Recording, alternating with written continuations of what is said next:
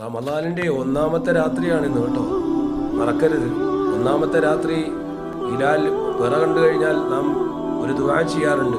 ആ ദുആ എല്ലാവരും ചൊല്ലിയാൽ കിട്ടുന്ന ഫലവും നമുക്കറിയാം. എല്ലാവരും അത് ശ്രദ്ധിക്കുക. രണ്ടാമത് നമ്മൾ ആ രാത്രിയിൽ അള്ളാഹുവിൻ്റെ റസൂൽ റമദാൻ്റെ ഒന്നാമത്തെ രാത്രിയിൽ അള്ളാഹു തആല അവൻ്റെ അടിമകളിലേക്ക് കാരുണ്യത്തിൻ്റെ നോട്ടം നോക്കുമെന്നാണ്. ആരിലെങ്കിലും അള്ളാഹുവിൻ്റെ നോട്ടം പതിഞ്ഞാൽ ഒരു കാലത്തും അവനെ അള്ളാഹു ശിക്ഷിക്കുകയില്ല എന്ന് കാണാം.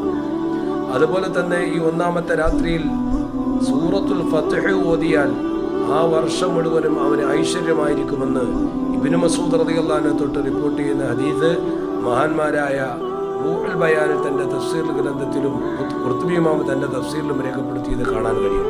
അതുകൊണ്ട് ഒന്നാമത്തെ രാത്രിയിൽ ഈ സൂറത്തുൽ ഫത്ഹ് എല്ലാവരും പാരായണം ചെയ്യുക.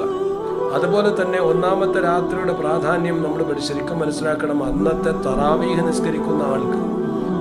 തറാവീഹ് നിസ്കരിക്കുന്ന ആളിന് അല്ലാഹു തആല അവൻ്റെ പാപമോചനം കൊടുക്കുക ഉമ്മ പ്രസവിച്ചിട്ടതുപോലെ പരിശുദ്ധമായ രീതിയിലായിരിക്കുമെന്നാണ്. അത്രയും വലിയ പുണ്യം അല്ലാഹു തആല ഒന്നാമത്തെ രാത്രിയിൽ നൽകിയിട്ടുണ്ട്. അതുപോലെ തന്നെ ആ ദിവസത്തിൽ ആ രാത്രിയിൽ തന്നെ അല്ലാഹു തആല പറയുമെന്നാണ്, എൻ്റെ അടിമകളെ, ആരാണോ എന്നെ ഇഷ്ടപ്പെടുന്നത് അവരെ ഞാൻ ഇഷ്ടപ്പെടും, ആരാണോ എന്നോട് ചോദിക്കുന്നത് അവർക്ക് ഞാൻ നൽകും, ആരാണോ എന്നോട് പൊറുക്കലിനെ ചോദിക്കുന്നത് അവർക്ക് ഞാൻ പുറത്തു കൊടുക്കും. ഒന്നാമത്തെ രാത്രിയിൽ എല്ലാം നമ്മൾ ചോദിച്ചു വാങ്ങാൻ തയ്യാറാവണം. നല്ല നിയ്യത്തോടു കൂടിയായിരിക്കണം ഏത് സൽക്കർമ്മത്തിനെയും നമ്മൾ മുന്നിട്ടിറങ്ങേണ്ടത്. പരിശുദ്ധ റമദാനിലേക്ക് നമ്മൾ കടക്കുകയാണ്. ഈ റമദാൻ നമുക്ക് നേടാൻ കഴിയുന്ന മുഴുവൻ നന്മകളും നേടിയെടുക്കണം എന്ന നിയ്യത്തോടു കൂടിയായിരിക്കും നമ്മൾ കടക്കേണ്ടത്. എങ്കിൽ ആ നിയ്യത്തിന് തന്നെ അല്ലാഹു തആല നന്മയുടെ കൂലി എഴുതപ്പെടും, ചെയ്തില്ലെങ്കിൽ പോലും.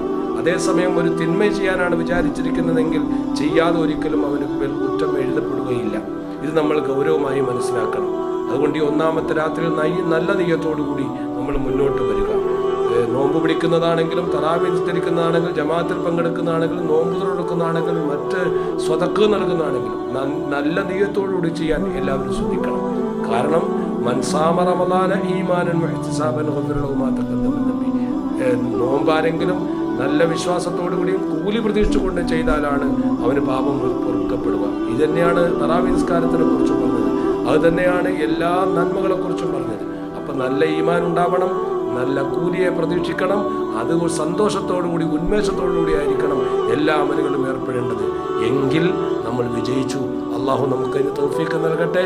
എല്ലാവരും ഈ രാത്രിയെ നല്ല സന്തോഷത്തോടെ ആഹ്ലാദത്തോടെ സ്വീകരിക്കുക.